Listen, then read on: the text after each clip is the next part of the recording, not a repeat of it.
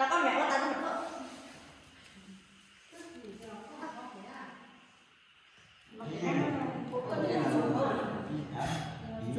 thế rồi. Hôn lên này, hôn lên này. Hôn lên vào dưới là sai rồi.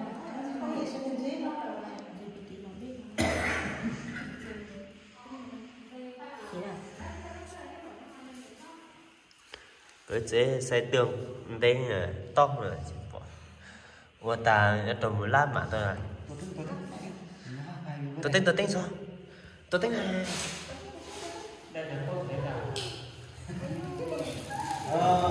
Không có. Happy birthday to you. Happy birthday to you.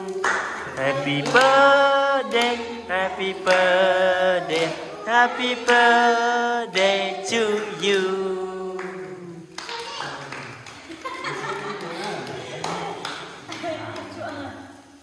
Chua. Chua.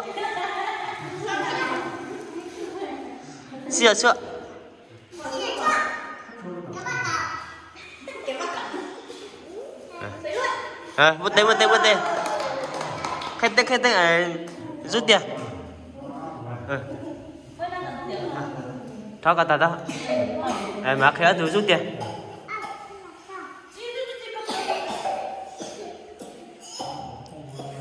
Cha dê đến bỏ.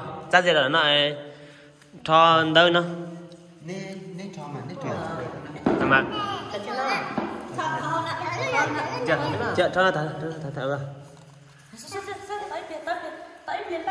Thế thử cho. Thở vào. Chị không chị. Dah. Cak agak semua. Makasih memanggu. Memanggu.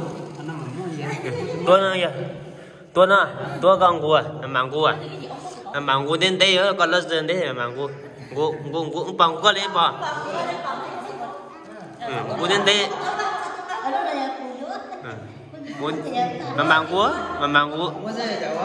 Memanggu dính cú mà. Dính cú ạ. Mama bỏ. Mama.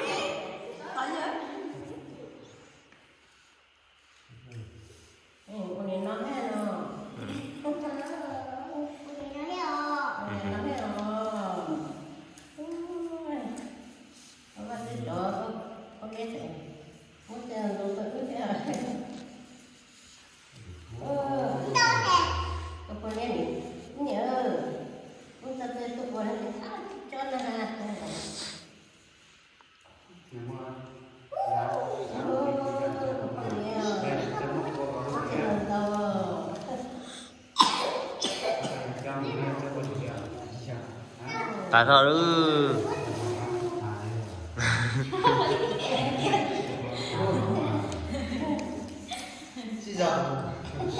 Một đi.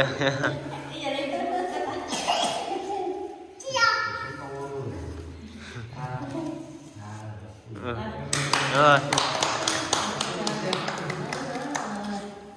Không đến là kiểm không ơi, kiểm tra có đủ không? Kiểm tra có đủ. Số của cháu. Để tí có số có đủ bỏ vào trò. Có kiểm hơn bỏ vào trò 1,5 triệu. Kiểm có đủ. Tí không đủ nhé. Đủ tí đưa cho ông bà thôi, ông bà tự cắp bánh ư.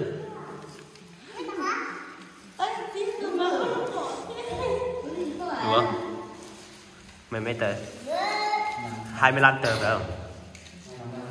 Được không? Hả? 30 chứ? 30 phải không? Đúng rồi. Rồi cho. Uy tín.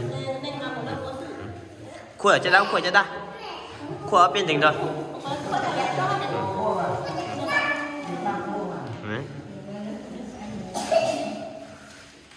Hạt đấy ăn được này em. Không được đâu á. Hạt đấy ăn được mà. Hạt đấy ăn được mà. Nó chỉ là hạt ăn được thôi, nó không phải uống mà. Chết binh mà. Nó ăn được mà. Nó là kẹo thôi. Cái kia không phải bỏ ra đâu, cái này là ăn được mà. Thưa bạn. Anh tối tiền á. Ít không đấy. Xính lên mang phở, xính đấy. Này nó mang phở. Chia tạt thốn vào tờ. chịu nó. Lại nó đó là phải nó. Còn lại nó lọt xuống đây à.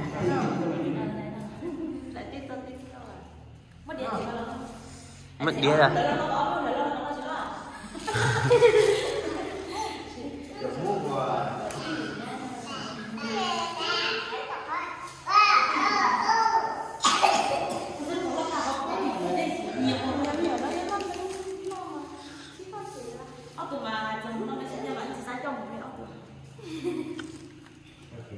Có cái đó tôi làm gì đó cả.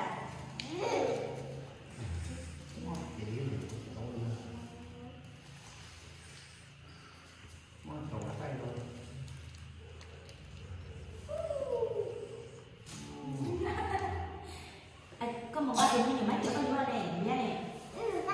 Không mà là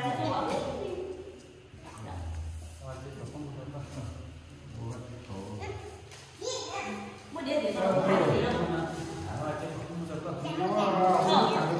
Có được cái điện thì nó hay thì nó này.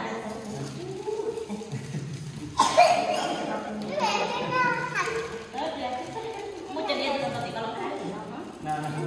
Giờ cho nó là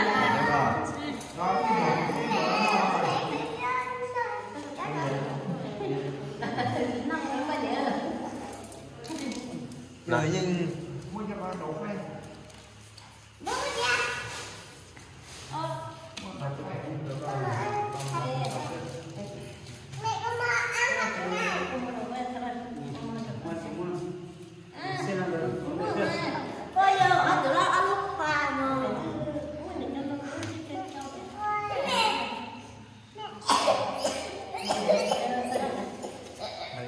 nó tha nữa, nó tha nữa, nó tha. Ở từ số của nó tha ở từ số này. Bây giờ đâu ở đây là một tờ ở từ số nữa.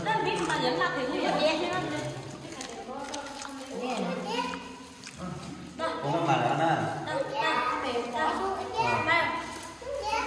Tại vì là nó cũng là có điện rồi đó ha.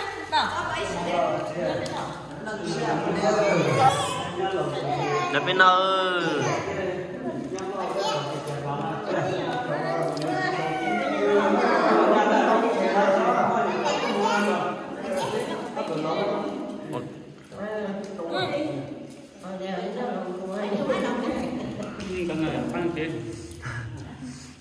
có gì này đâu.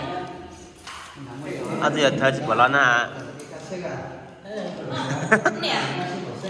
Nè, tao không có muốn.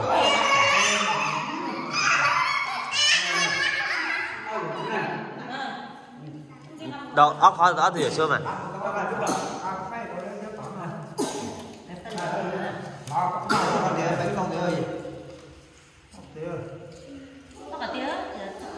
Ai như của nó. Nó cua.